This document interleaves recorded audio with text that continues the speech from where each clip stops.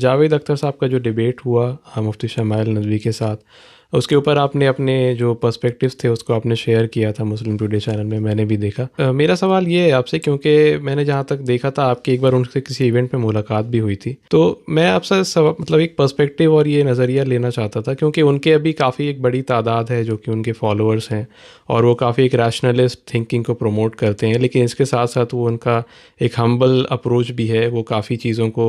اچھے طرح سے نظریے سے دیکھتے بھی ہیں۔ تو کیا میسج آپ دینا چاہیں گے، یا پھر ان کے جو فالوورس ہیں، ان کے جو مطلب آپ سپورٹرز کہہ لیں، تو اس کے کیا ریالٹی، اور آپ کی جو ملاقات تھی اس کی کیا ایسا کچھ آپ کی بات چیت ہوئی اس میں؟ جی، میری جو ملاقات ہوئی تھی ان سے وہ تو ایک رسمی ملاقات تھی، اس میں ہم نے ان سے یہی کچھ سنا جو وہ وہاں بیان کر رہے تھے، کچھ ہندوستان کے اندر جو ان کے مسلمانوں کے ساتھ بات چیت ہوتی ہے، کچھ کیوریوسٹیز۔ بہت ضروری ہوتا ہے کہ جس وقت اگر آپ علمی انداز میں کوئی مقدمہ پہنچانا چاہیں تو اس کے لیے پہلے فضا ہموار ہو اور دوسرا آدمی علمی انداز میں چیزوں کو پرسیو کرنے کی پوزیشن میں آئے۔ مجھے سچی بات یہ ہے کہ ان کو اس مناظرے میں یا مباحثے میں دیکھ کر دکھ ہوا۔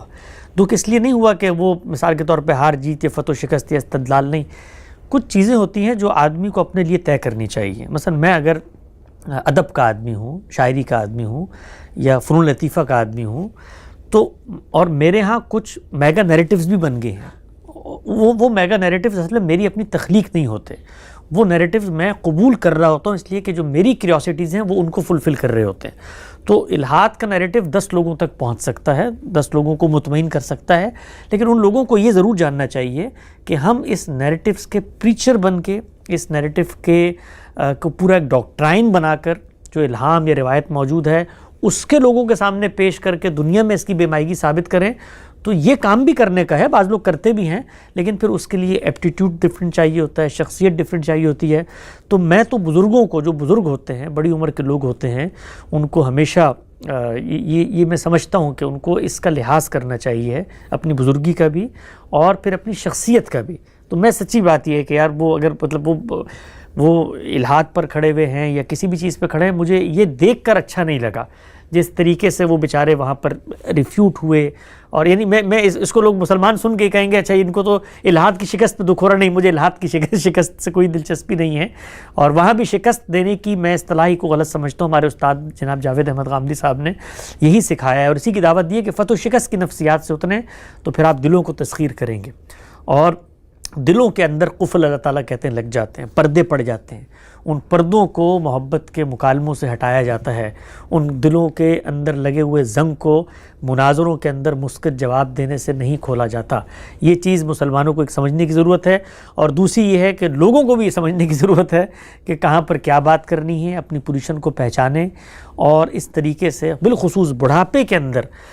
ان چیزوں کو رسوائی کا سامان نہیں بنانا چاہیے۔ ہمیں اپنے بڑھاپے کو بڑی گریس کے ساتھ گزارنا چاہیے۔ مجھے دلی دکھ ہوا ایک بوڑھے آدمی کو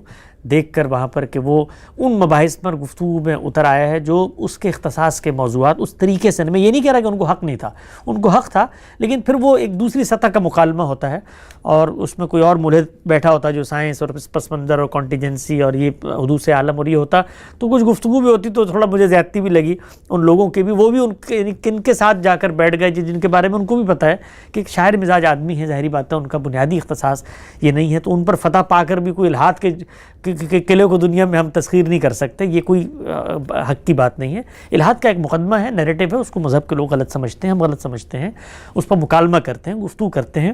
اسپیس دیتے ہیں۔ تو الحاد کے لوگ بھی اسپیس دیں اور مذہبی لوگ بھی اسپیس دیں، اور اس طریقے کے طرفے تماشے سے نہ کسی مذہب کی فتح ہوتی ہے، نہ کسی نیریٹیو کی شکست ہوتی ہے۔ اصل چیز یہ ہے کہ اگر کوئی الحاد کو مانتا ہے، ان نیریٹیوز کو جو وہ ان کے بڑے اذہان پیش کرتے ہیں، اس کو محبت، ہمدردی سے مکالمے کا، گفتگو کا، دعوت کا موضوع بنایا جائے، اس پہ اپنی بات سامنے رکھ دی جائے۔ باقی کوئی بڑا تکڑا ملحد اگر تکڑے گا، مثلا ابھی آپ دیکھیے نا، اگر مجھ سے پوچھا خدا کو ثابت کرو، بھائی میرے تو پہلے مرحلے میں پیچھے ہاتھ، آپ کا پہلا سوال جو تھا اسی میں نے ہاتھ اٹھا دیا، میں کر ہی نہیں سکتا ہے کام۔